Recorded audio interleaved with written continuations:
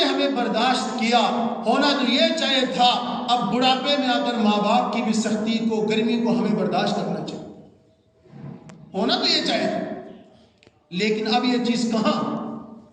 کوشش ہوتی ہے ایک بیٹے کی، اب یہ باپ بڑا جلالی ہو گیا، بہت ہی بڑے غصے والا ہو گیا، لہٰذا کوشش ہو کہیں اور رہی ہے، میری بیوی سے بھی لڑتا ہے، میری بیوی کو بھی برا بلا کہتا ہے، لہٰذا میں چند دن کی زندگی اچھی طرح گزاروں، یہ میرے پاس کسی طریقے سے نہ رہے۔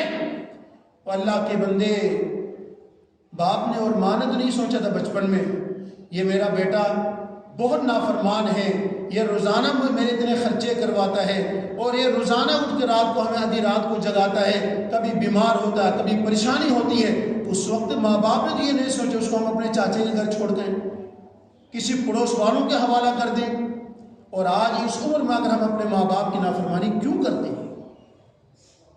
میرے دوستوں، بھائیوں، بزرگوں، کسی نے اپنی زندگی کے اندر ایک اچھا ماڈل بننا چاہتے ہو، ایک اچھا انسان بننا چاہتے ہو، اللہ کی قسم کے کر میں مسجد میں بیٹھ کے آپ کو کہتا ہوں اپنے ماں باپ کی قدر کرو، آپ کی زندگی خوبصورت بنتی جائے۔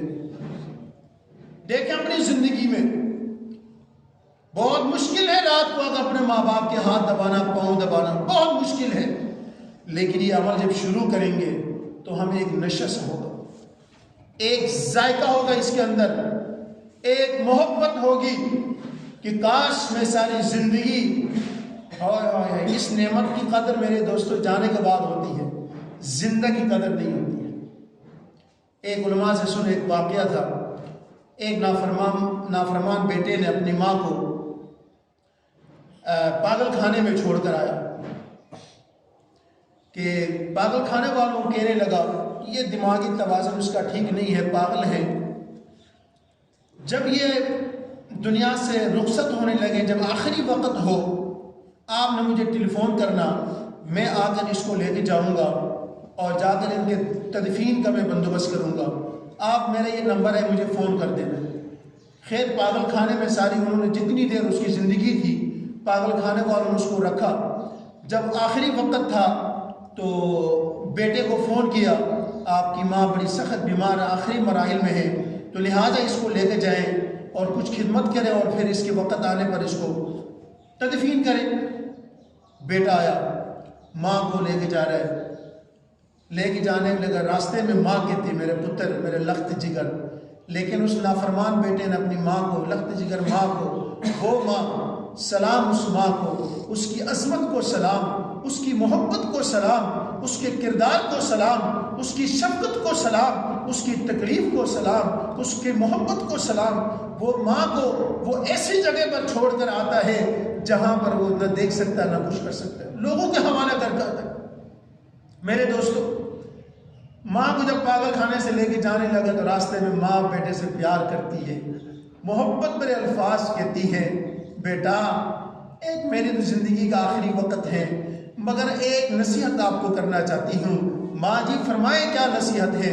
کہنے لگے جدھر مجھے چھوڑ کر آئے تھے وہاں پر جہاں پر پاگل خانے کے اندر وہاں پنکھے جو ہیں بہت خراب ہو چکے ہیں، پرانے ہو چکے ہیں، میری زندگی کا آخری نصیحت یہ ہے آپ وہاں پر کوئی پنکھے لگائیں تاکہ آپ کو وہ ملے گا، اجر ملے گا، ثواب ملے گا۔ یعنی ماں نے تو کسی اور وجہ سے کہا، بیٹا کہتے ماں جی بس اتنی سی بات؟ جی بیٹا بس یہی بات، کیونکہ میں نے تو اپنی زندگی میں وہاں چھوڑے تکلیف کاٹی، لیکن ایک دن آپ نے بھی اسی پاگل خانے میں جانا ہے، جیسے کرو گے تو ویسے ہی بنو گے، ایک دن آپ نے بھی اسی پاگل خانے میں آنا ہے، مجھے پتہ یقین ہے، تو میں نہیں چاہتی کہ میرا بیٹا اس گرمی میں مرے سڑے، تکلیف میں ہو، تیری ماں کو یہ بھی برداشت نہیں، لہٰذا میری نصیحت یہ تو اس پاگل خانے میں کوئی پنکھوں کا بندوبست کر۔ ماں اس مقام اس وقت پر اپنے بیٹے کی فکر کرتی ہے۔ میرے دوستو ایسا ہی ہوا، وقت آیا جس نے ماں کو پاگل خانے میں چھوڑ کر آیا تھا، ایک وقت وہ بیٹا اسی پاگل خانے میں گیا، اس کی اولاد نے وہی چھوڑا، اس نے اپنے ماں باپ کی قدر نہیں کی تو ان کی اولاد کہاں قدر کرتی؟ میرے دوستو، بھائیوں، بزرگوں، اس بڑے ماں باپ کی قدر کرنا سیکھو۔ آج بھی سفید داڑھی میں، ضعیف العمر میں، تکلیف کے باوجود بھی اس باپ کو سلام پیش کرنا چاہیے ہمیں۔ آج بھی وہ عدید رات نوکریاں کرتا ہے، وہ ڈیوٹیاں کرتا ہے، کوئی چوکیداری کی شکل میں کرتا ہے، کوئی مزدوری کی شکل میں کرتا ہے، کوئی اینٹیں اٹھاتا ہے، کوئی مٹی اٹھاتا ہے۔ کیوں کرتے ہیں ساری تکلیفیں بڑھاپے میں بھی؟ تاکہ میں اپنے بچوں کی پرورش کر سکوں، اپنے بچوں کو میں کھلا سکوں۔ اس کی یار ان کی قدر کیوں نہیں کرتے ہم؟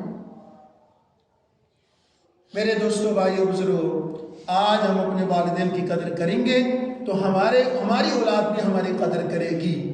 اللہ کی قسم، آج ان کی عزت کریں گے، وہ بھی ہماری عزت کریں گے۔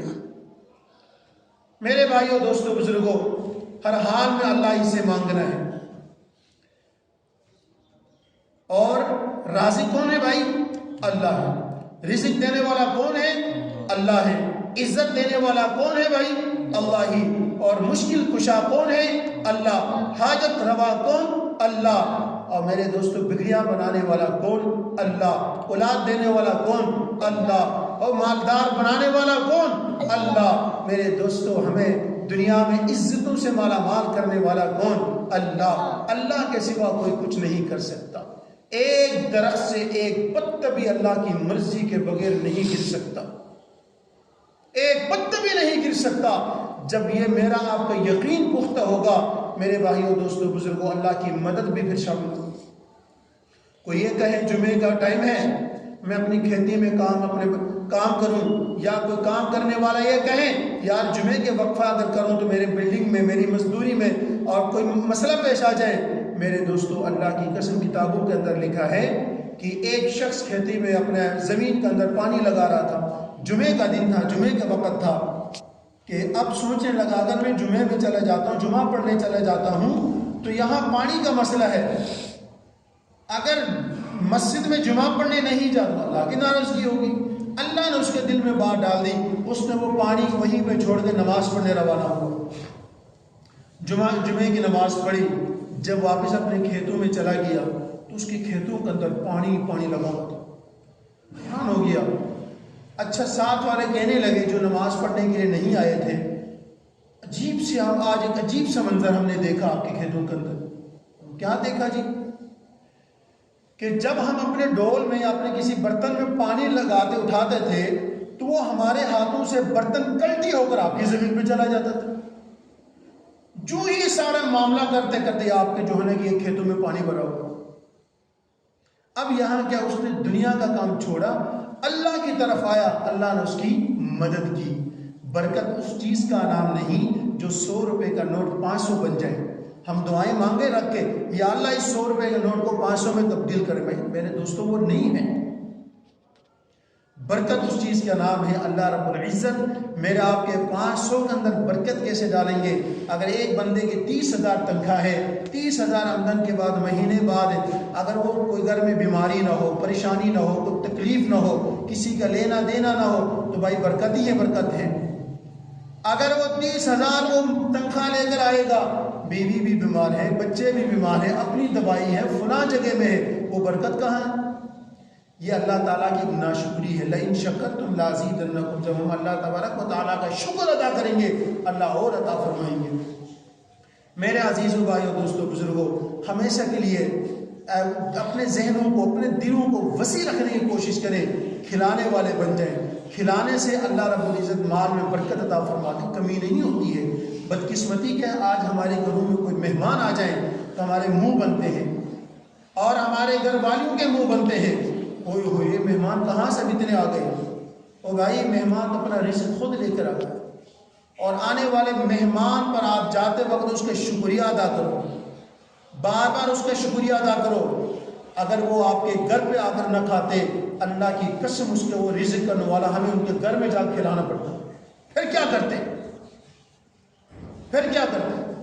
اس لیے جب کوئی بندہ آپ کے گھر مہمان آئے تو اللہ کا شکر ادا کرے، یا اللہ تیرا شکر ہے تو ہمیں یہ مہمان بھیج دی، اس مہمانوں میں بڑی برکات۔ عزیزو، بھائیو، دوستو، بزرگوں، ہم کہتے ہیں مال خرچ کرنے میں کم نہیں ہوتا، مال